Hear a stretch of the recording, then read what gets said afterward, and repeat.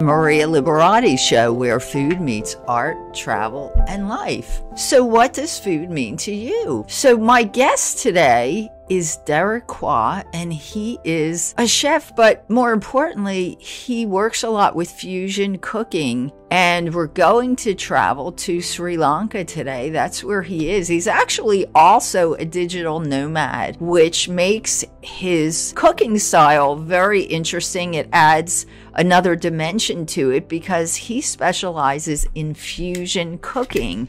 So if you don't know a lot about fusion cooking, here's just some interesting facts about fusion cuisine as a modern invention, although the concept is really a lot older. So originally, the trade routes led to the exchange of ingredients. One example is the noodle. Spaghetti would not exist without the influence of Chinese noodle making. And here's some points to remember about fusion cooking. So it's not always fancy. Fusion does not have to be found on Michelin-starred menus. Think of Tex-Mex. It's a delicious blend of Texan and Mexican flavors, or the Hawaiian poke bowl. Or pokey. I'm not sure how to say that, but anyway, so that combines fresh seafood with Asian influences. Fusion is just happening everywhere. And it's also about the art of balance. So that's another important point to remember. While experimentation is key, successful fusion requires balancing flavors and textures. Chefs with a deep understanding of different culinary traditions can create truly unique and harmonious dishes. The third important point with fusion cooking, failure is a stepping stone. Not every fusion experiment will be a winner. Even the most renowned chefs have flops. The key is to learn from these attempts and keep pushing culinary boundaries. And the fourth point to remember with fusion cooking, and I think this is really an important point, it is definitely a bridge between cultures. Fusion cuisine can be a way to celebrate cultural diversity. By bringing together different ingredients and techniques, it fosters understanding and appreciation for different culinary tradition. So these are just a few ideas to get you started, and for even more inspiration, you can definitely listen to Derrick Kwaa's interview, which is coming up. But, I've been trying the fusion cooking techniques for years, just with Italian cooking. I've wanted to add some ingredients to, even though Mediterranean cooking is healthy, I've learned about lots of other ingredients in other cultures that are also very healthy. And I've added them to some of the dishes to bump up the, healthy aspects of the dish, but also it gives another taste level. I've added turmeric and cumin to a lot of dishes, from my sauces to just sauteing vegetables, with garlic and olive oil. I now add some cumin, turmeric, grated black pepper. So that's just a simple way to try out fusion cooking, and then you can go from there and step up. But stay tuned. My interview with Derrick Kwaa is coming up, and he will give us some interesting fusion cooking ideas. Hi, welcome to the Maria Liberati show, where food meets art, travel, and life. Today, my special guest is Chef Derrick Kwaa, and he is he's visiting us from Sri Lanka today. He's from Singapore, but he's in Sri Lanka, so we're traveling there today, and he's going to share with us some interesting things about food as art, food as connection, and hear what he's going to tell us.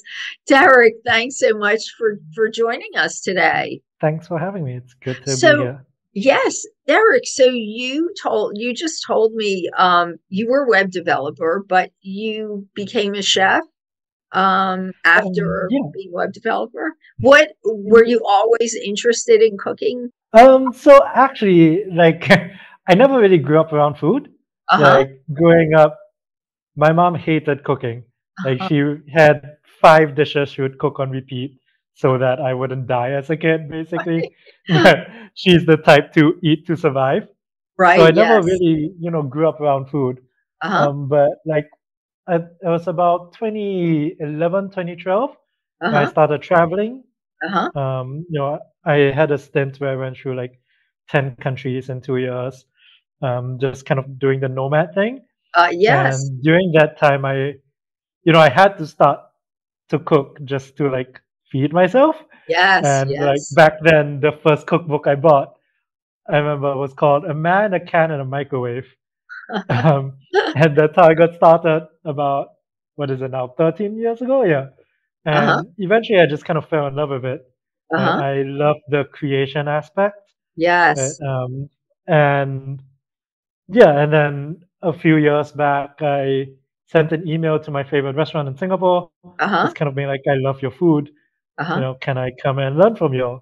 Uh-huh. And the chef replied, and it was basically like, we can't really pay you, but if you want to come 2, 3 days a week and learn, you're Uh, welcome to come. And that's how I got started. that's wonderful. Really great. That's a good way to get started. So, I know you're in Sri Lanka and you told us that you created, or you told me you'd created some kind of a pop-up for Food as Mm. Connection. Tell us about that. That sounds like a really interesting experience. So kind of coming from like the digital marketing kind of side, right? Where in marketing we talk a lot about what's the deeper meaning behind the thing, right? Yes. About how Apple doesn't just sell computers, they sell Yes. creativity, right? That kind of thing. Yes. So when I was start kind of developing as a chef, one thing I was thinking a lot about is what is kind of the deeper point behind the meal, Uh-huh. right? And there are a lot of different purposes. Some is for some people at times it can be status, it can be impressing someone, right? There are a lot of different things. Yes. But for me, the main kind of core focus I've always that like resonated with me the most is the idea of like when you sit down with a meal and have a meal with someone, it's about sharing a memory with them and Uh-huh. like connecting with your friends, family, whatever that may be, whoever that Yes. may be, right? And Yes. so I've always wanted to kind of build m- menus around that, right? Mm-hmm. Because if that is the kind of deeper meaning, right, everything in that experience should be catered towards that meaning, Uh-huh. right? And so the first one I did, this was back in 2021, I think, Uh-huh. um, was built around. Have you ever seen the New York Times? They featured a like 36 questions to fall in love kind of thing a few years ago. No, I don't remember Yeah. that. So, It's this psychological study of like 36 questions that if you ask someone, uh, it builds intimacy with them. uh-huh. Right. Um, and the core idea is just to ask deeper questions to Yes. get to know the person, right? And kind of in almost in a progression of like more surface to deeper. Right. So for that first pop-up, I basically chose 7 questions from that list and created Uh-huh. a 7-course menu based on those, inspired by those questions. Very interesting. Um, and encouraging diners to ask each other those questions as they go. Yeah. Very, very interesting. So, yeah, definitely making food a connection. Very, very interesting. So, what is there a specific type of cuisine that that you are more into? I think so. How because like I didn't grow up around food, right? Right. A lot of chefs have the whole like you know they grew up cooking with their parents or grandparents, Right. and they Yes. have these ideas of like this has to be done this way. Yes. Um, there are downsides of me not having those experiences, but the positive side is I don't have any of those Right. rules Right. either, Right. right? And so for me, it's taking ideas from everywhere, Uh-huh. right? So for example, one of the dishes in that pop-up, actually I think it was the first course, it was what is a perfect day for you, Uh-huh. right? And so for me, the idea of a perfect day includes a bit of like surprise and spice, right? just Right. and so we did uh tortellini Uh-huh. stuffed with coconut curry, kind of from my experiences in Sri Lanka, and Yes. then using the Chinese soup dumplings where they gel Yes.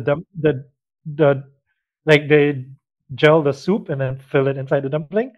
So using that Yes. same Yes. technique Ah. of making a coconut curry, Uh-huh. using agar to solidify it, Right. filling it in a tortellini so that when you cook it, it melts inside. And when you Yes. put the tortellini in your mouth, it bursts. Right. So that one dish itself is, pasta from Italy, the Yes. gelling technique from Chinese dumplings, the Right. curry Right. from being in Sri Lanka, just Uh-huh. taking ideas from everywhere and seeing how they connect. So you're doing really fusion cooking, which is really very trendy now. You're fusing a lot of Yeah. cultures, right?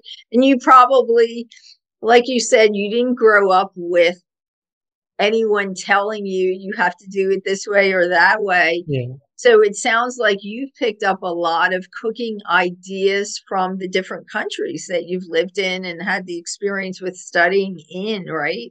So you Yeah, can definitely. use all of these. You kind of don't have any boundaries, where I know I grew up, yes, cooking with my family, big Italian family. So I'm always thinking of these Italian, the rules and things like that. But you probably, Yeah. it's almost like you are just fusing all these different cultures, these cuisines that you've had exposure to. That sounds really, really, really good. Very good. Also, Yeah, like one of the dishes I do here in Sri Lanka is locally they use what they call cowpeas here, which I think uh-huh. is like black eyed peas, Oh, okay. um, Yes, and they use yes. that a lot. Uh-huh. Oh, do So they one really? thing, yeah, one dish I do here is kind of cooking the like black eyed peas, like risotto style, with coconut milk and like so it's thick and creamy.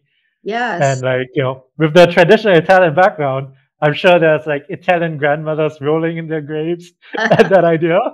But yeah, like, there's an advantage to not having, That's those great. boundaries. Yes, using the technique to cook risotto, to cook the black eyed peas with the no, that's really, really interesting. So, are you working at a restaurant now? Are you just doing these pop-ups and things like that you do? Um, Where can people I find? do a mix of things. So I'm like, I do a couple of like pop-up events here and there. Uh-huh. I've been consulting with a couple of kind of hotels and properties in Sri Lanka. Oh, wow. Like one thing I've been wanting to do a bit more of is like work with hotels where, and not just in Sri Lanka, but a lot of like tourist places you go to, right? If you go to Bali or Thailand, etc., go Yes. to a lot of the hotels. Uh-huh. Like 80% of the menus are the same, Yes. and like I feel like there's such a missed opportunity there of like to express what makes your hotel unique, right, through the food. Exactly. Right? So, Exactly. for example, in Sri Lanka, we have a lot of tea plantations. Yeah. Mm-hmm. So, with one of the tea plantations I work with, we infuse tea into a lot of the dishes.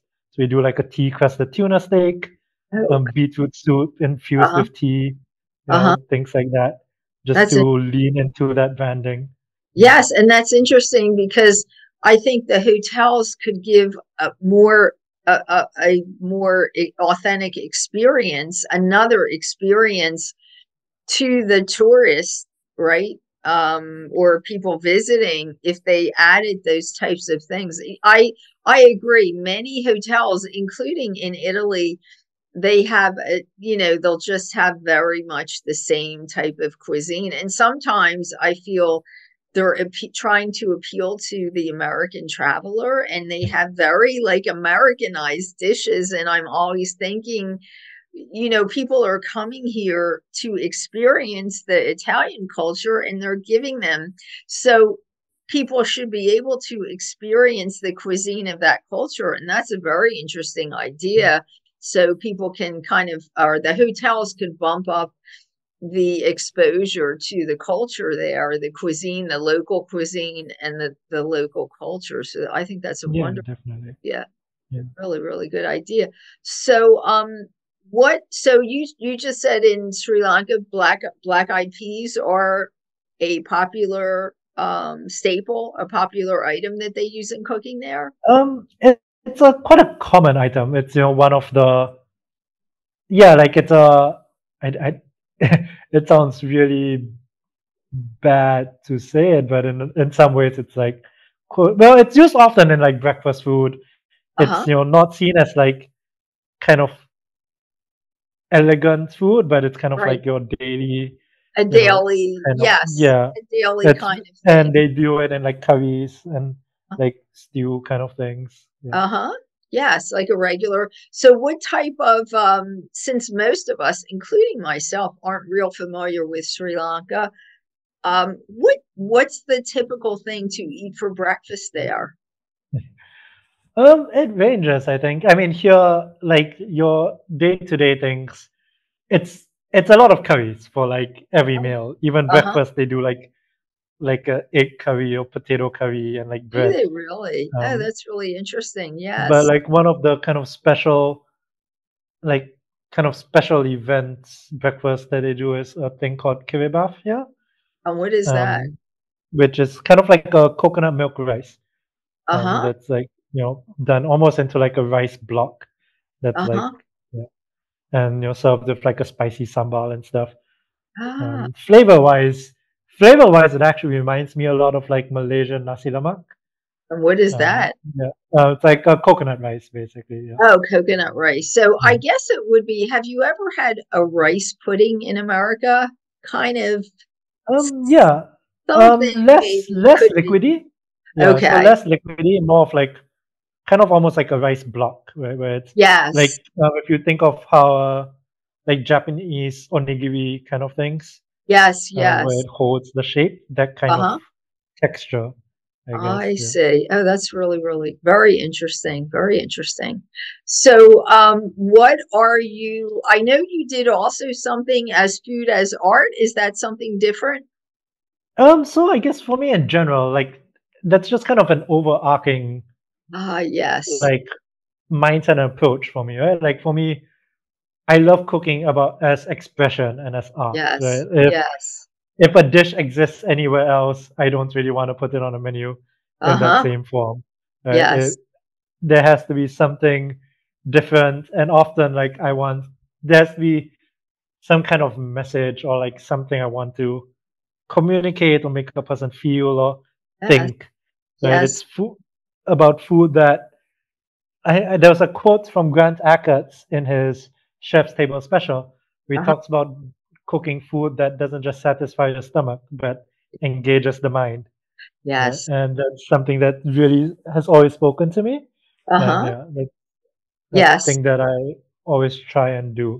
Yeah. Yes, yes, because food really is much more than just something to satisfy your appetite. So, I love that. I think that's great. So, what's next for you? Are you doing any more pop-ups or where can people find you? Do you have a Um, website? looking into it, I'm trying to possibly do a couple of more events while I'm in Sri Lanka. Uh-huh. Possibly trying to look into the possibility of opening a restaurant here, but Uh-huh. we'll see if that works Ah, out. that's great. Um, yeah, I guess in terms of a website, I have a landing page that I haven't Uh-huh. really developed out, but that's a Great. Are basic you sign are up. you on any of social media so where people can find you if they Yeah, want to reach out on to you? Instagram, Instagram. Derrick.Kwaa. Yeah. There you go. So people can find you there. And you probably know you're not going to get past me without answering the question, what does food mean to you? Um, so yeah, I guess for me, food is about expression, right?